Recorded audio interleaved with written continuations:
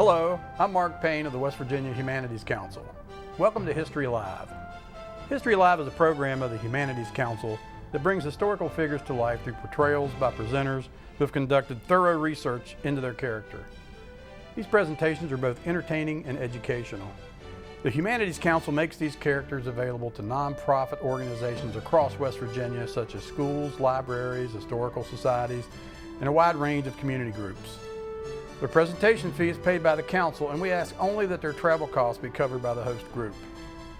History Live is designed as an interactive experience between the character and the audience. We encourage your organization or school to host a presentation and bring a figure from history for a visit with your audience or students. Having someone like Harriet Tubman or Stonewall Jackson come to speak to your group can breathe life into these historical figures. Nothing compares to the live in-person visit. Each presentation consists of 3 parts: a monologue, a question-answer session with the character, and then the presenter breaks character to answer questions about how he or she conducted their research. Our History Live presenters have researched a variety of sources such as diaries, journals, letters, official documents, autobiographies, and the research of other scholars in developing their character. A History Live presentation is not a play. It is an audience participation event that relies on interaction between the audience and the character.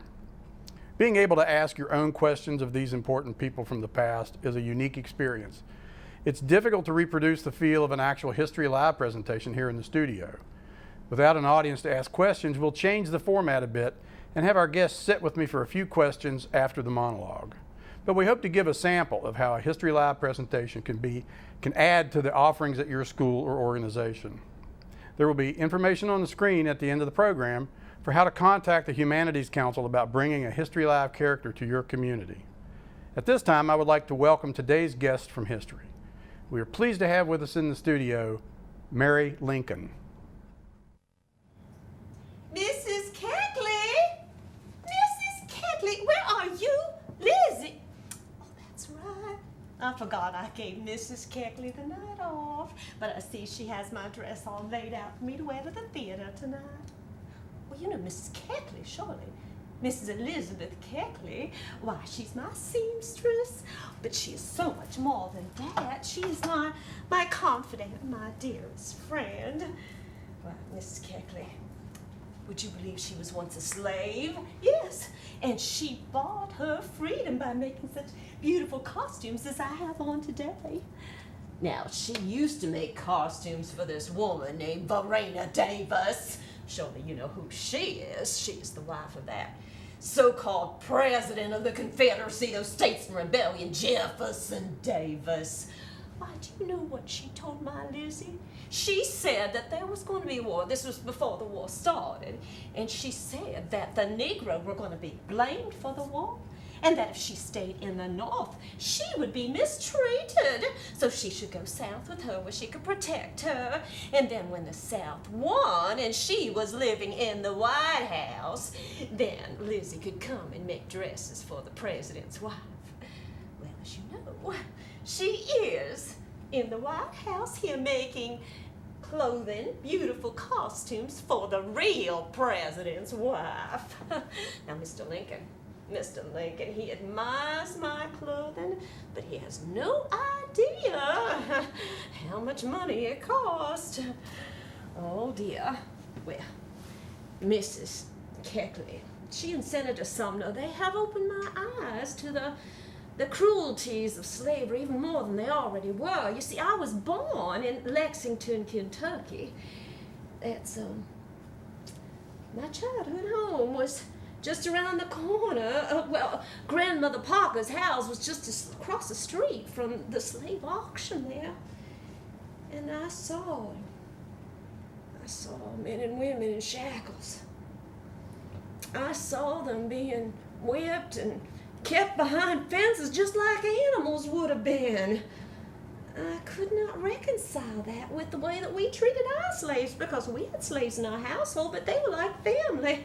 Why, Ma'am Sally, she practically raised me when my mother died when I was only 6 years old. Ma'am Sally, she had a secret. I discovered it one day. She was placing a mark out on our fence. so that runaway slaves, they could stop there and get something to eat. Well, I offered to help Mary Sally, but she said, "Oh, no, child. If they see you reaching your little white hand out, they'll run away like scared rabbits." Of course, I didn't want that. But I never told a living soul that we were part of the Underground Railroad. I never did. I kept her secret. Now, Mrs. Keckley, she is quite the remarkable woman. She started the Contraband Relief Association here in Washington City for the nearly 40,000 runaways who've come here. Well, she was trying to raise funds for them, but not having much success. I told her that Mr. Lincoln and I would give her $200 and 500 comforters. And I also accompanied her and spoke on her behalf in New York and Boston. After that, she had much more success. And to think, they call me a Confederate spy. That's what the newspapers say. Why do they do this? Because I had 3 half-brothers who fought and died for the Confederacy, and then my full brother George, he's still fighting for the Confederacy.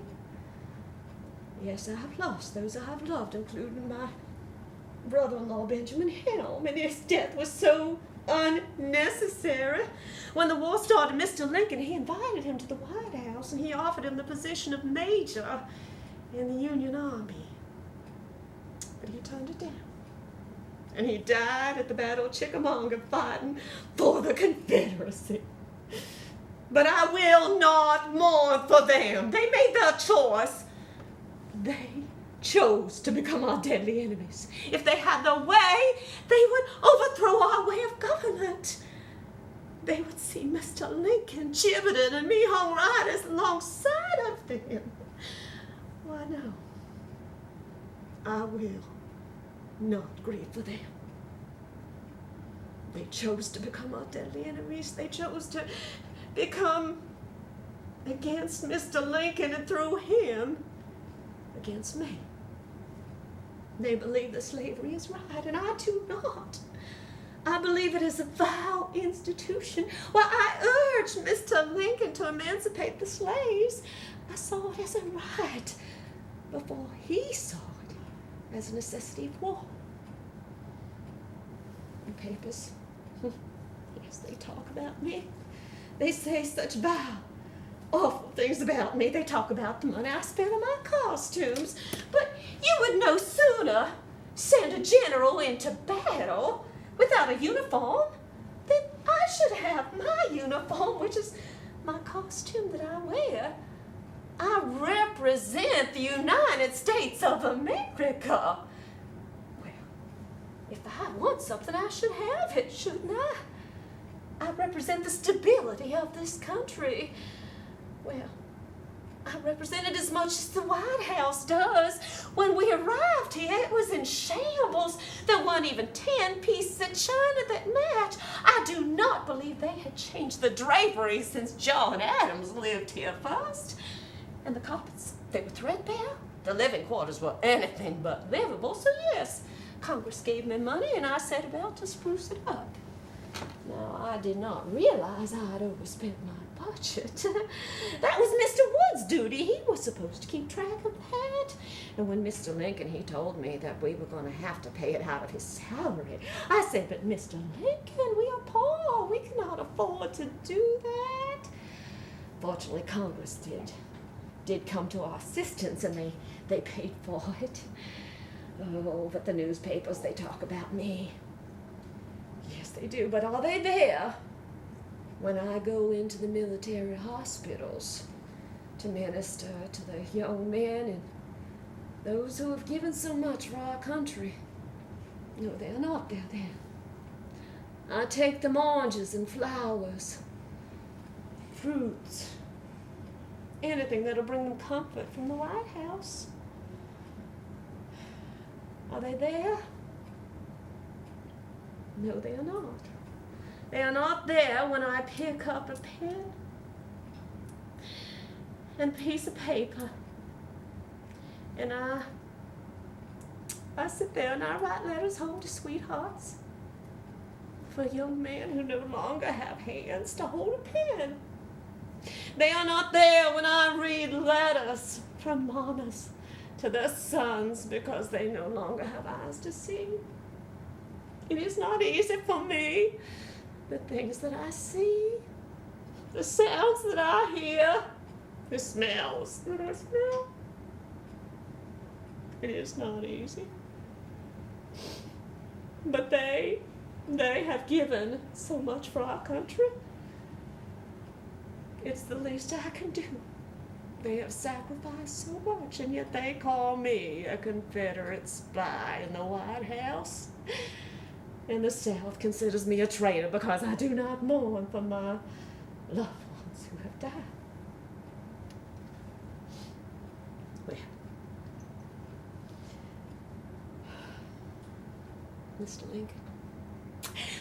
Lincoln, he wrote me a letter inviting me to go on a carriage ride. It was most playfully and tenderly worded. We took that carriage ride this morning. Mr. Lincoln, he was so happy. I barely recognized him. Yes, it reminded me of our courting days back in Springfield, Illinois. I'd moved there. I was living with my sister Elizabeth and her husband, Ninian Edwards.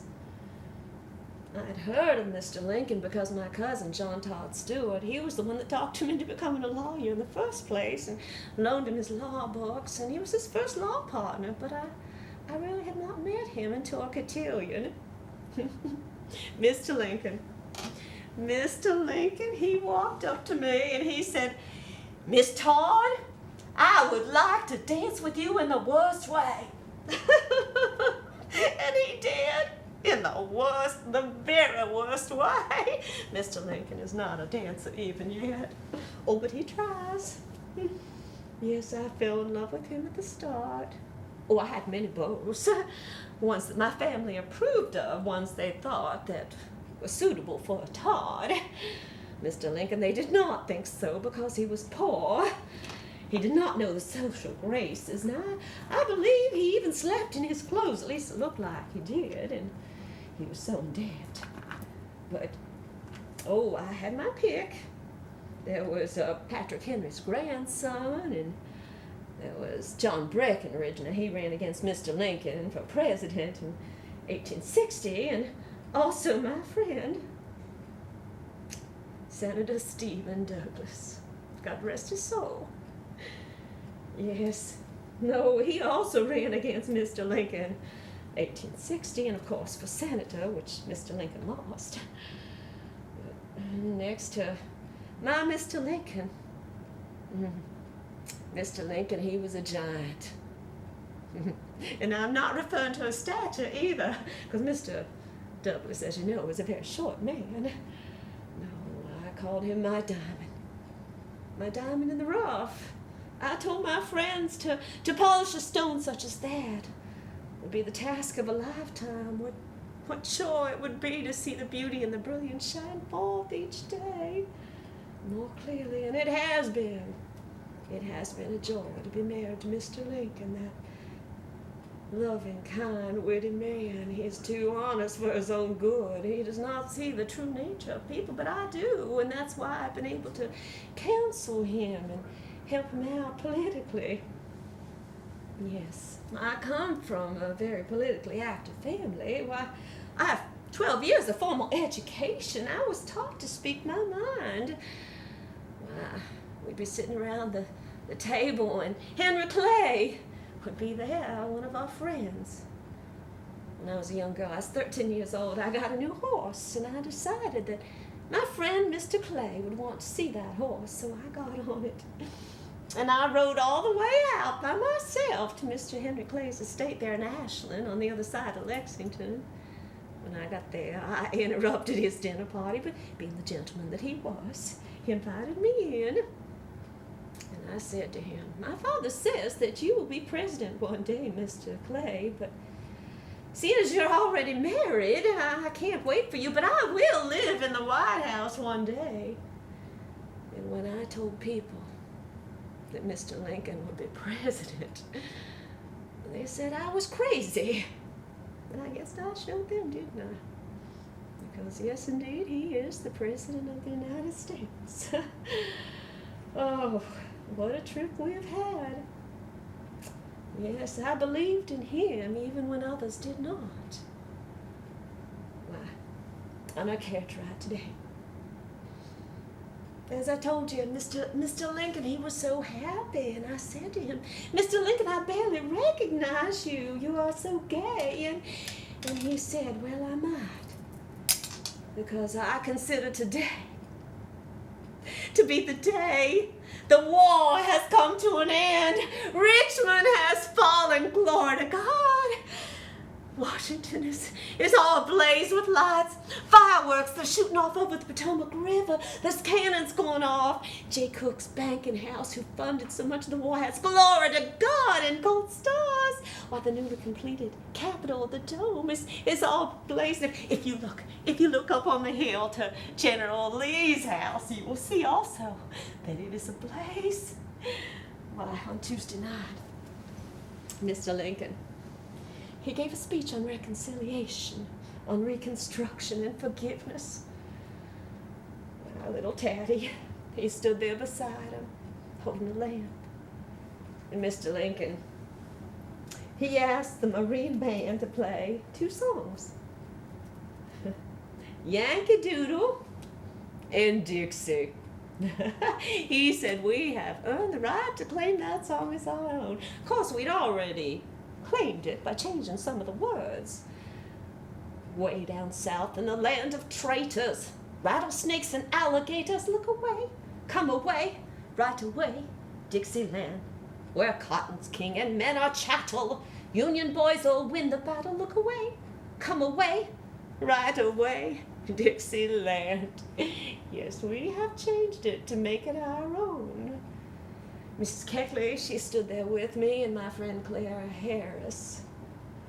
Next morning, Mrs. Keckley said to me, when I looked out over that crowd and I saw all those people moving like the waves of an ocean, I thought to myself, anybody could have shot Mr. Lincoln and nobody would have known who it was. You do not know what it is like to live constantly under the threat of death. Why, even before Mr. Lincoln took office, we received those letters, those threats, pictures of him with a noose around his neck and tarred and feathered. Well, one day, poor little Taddy opened up a present. That's what he thought it was, and it was a black-faced doll, wasn't it? Who would do that to a child? When we were on the train to come to Mr. Lincoln's inauguration, Mr. Allen Pinkerton, he had covered a plot to kill Mr. Lincoln in Baltimore. So he arranged for him to go by way of another train, but Willie and Tad, we stayed on that train that was targeted, and when we reached Baltimore, the people, they crowded around our car. They tried to push their way in. They were looking for the black ape. And I was so glad Mr. Lincoln was not with us. There have been death threats. There have been worse. There have been assassination attempts. Mr. Lincoln, he was riding on his horse one day from Soldiers' Home into the White House when someone shot a hole through his hat. Now, he thought it was funny, and I did not, and I insisted from then on that he have a military escort go with him. I was riding in the carriage one day from Soldiers' Home when my driver's his carriage seat fell off, and the horses, they were frightened, and they started running, and I do not remember if I fell or I jumped off, but I hit my head, and from the gash, it became infected, and I nearly died. I suffered so. My headaches, which I've had all my life, have been even worse since then. In fact, tonight I have a headache, and I prefer not to go to the theater. But Mr. Lincoln, he says it has been in all the newspapers, and even though he is weary, we are obligated to attend. Well, at first, I sent a note to General Ulysses S. Grant, that butcher, that drunkard, that small specimen of a man. I do not know why my husband places such faith in that man. He holds no regard for human life. Why, 2 of our own men die for every one of our enemy who does. But to make amends, I sent a note inviting him to attend the theater with us, but he declined. And then we invited Secretary of War Stanton and his wife, but they too declined. So my friend Claire Harris and her fiancé, Major Rathbone, they will go with us to the theater. We are attending a play at Ford's Theater with Miss Laura Keene, the wonderful actress. It's called Our American Cousin. Mr. Lincoln, he loves the theater. Mr. Lincoln, oh, do you see the time? Oh, Mr. Lincoln, we are going to be late for the theater. Mr. Lincoln, are you prepared? Oh, Mr. Lincoln, I better go get him and make sure he gets ready. Mr. Lincoln! I'm back with Mrs. Mary Lincoln. And Mrs. Lincoln, I would like to thank you for taking time out of your schedule to be with us here today. Well, you're most welcome, kind sir. One thing that I wanted for you to maybe talk to us a little bit about is I know that you've had a lot of personal tragedy in your life. You've suffered with the deaths of children and family members. I'm curious if you would be willing to share with us just how has that affected you in your responsibilities and your daily life? Oh, it is not easy to talk about this, sir. We lost little Eddie when we lived in Springfield. He was not yet 3 years old. And then 3 years ago, living here in the White House, we lost our sweet little Willie. Mr. Lincoln said he was too good for this world. He was the light of our lives. Well, he used to make up inventive games and stories, and his brother Tad, he dearly loved him. When I had a dinner party for Prince Napoleon, he met him at the door, and with a gentlemanly bow, he welcomed me, and that was my little Willie. I grieved for him. I tried to be strong. Mr. Lincoln, he was grieving too. But I do believe if anything should happen to any more of my loved ones, that I will become unhinged. How would you like to be remembered? How would I like to be remembered? I think the fact that I love my husband and my children more than anything on this earth, that I love my country, that I believed in my husband even when he failed, because he did not win every office he sought. I saw things that other people did not. I believed in him when they did not. That's how I would like to be remembered, yes. Well, this is not really Mary Lincoln. This is really Joanne Peterson of Kingwood. That's right. And Joanne is one of our History Alive presenters, has been for a few years, formerly used to portray Jenny Lind for us, and now does Mary Lincoln.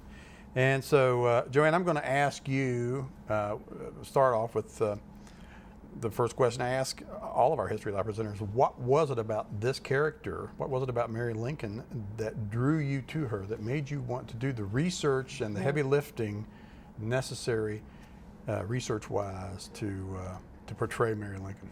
Well, Mary Lincoln, as you know, is a very complex person. I don't believe that history has treated her well. She was not given her due. She was a remarkable woman. She was a very learned woman for her time, far ahead of other women of the time, politically speaking, educationally. And in later things that happened to her when she was put on trial for insanity and found to be insane, I thought that this woman was not insane. Yes, she was a shopaholic, there's no doubt about that. She had some mental illness, but according to today's standards, and even according to what was supposed to have been done in the courthouse, the court system then, she was not treated fairly. And back then, anybody could have been institutionalized in an insane asylum. A woman who just had severe menstrual cramps, whose husband wanted to marry another woman, could put her in a mental hospital, do away with her. That's the period that she lived in, and I felt for her. Mm-hmm. So, when you were researching her, were there any particular sources that you found helpful to you in developing this character, or that you would recommend to other people who would like to kind of maybe read more about Mary Lincoln and get a better idea? The very first book that I read was one even before the Humanities Council requested, sent out the request, and that was Mrs. Lincoln by Catherine Clinton. It is very sympathetic to Miss Lincoln, I will say that. I also recommend a book by Turner and Turner. It's called The Life and Letters of Mary Lincoln. If you want to read her words, what she really thought and said about things. It's a big, thick book because she was a prolific letter writer. So is this a collection of her letters? It is, of those that remain. So many of the letters will end with, please destroy, please burn.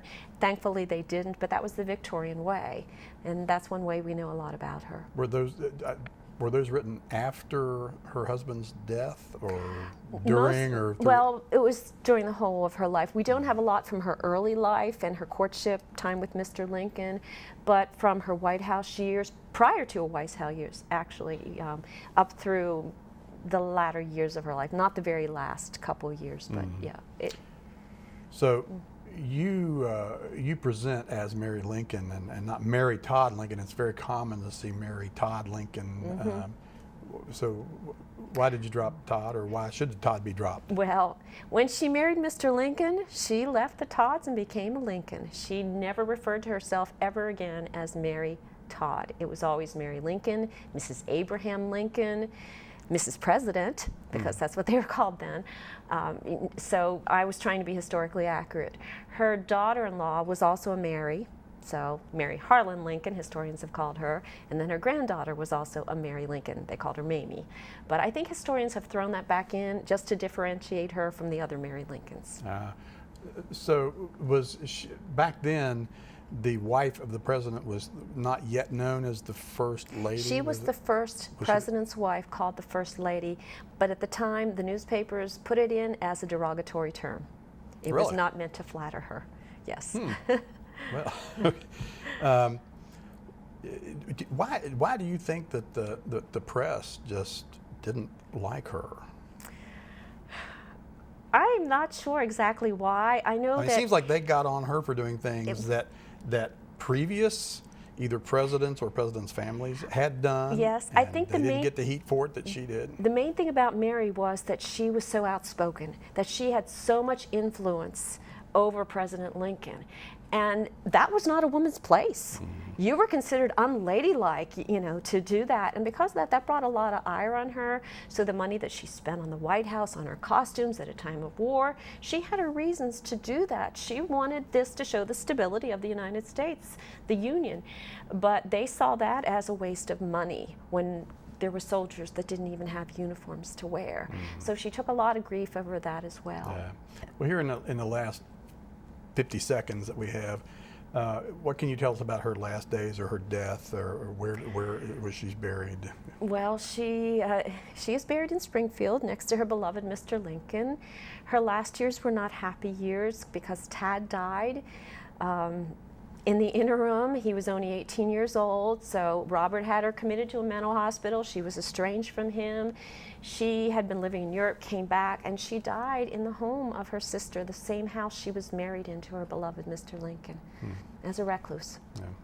Well, again, I want to thank you, Joanne Peterson, for being with us here today and for portraying Mrs. Mary Lincoln. And I'd like to thank all of you for tuning in again to History Live. Thank you.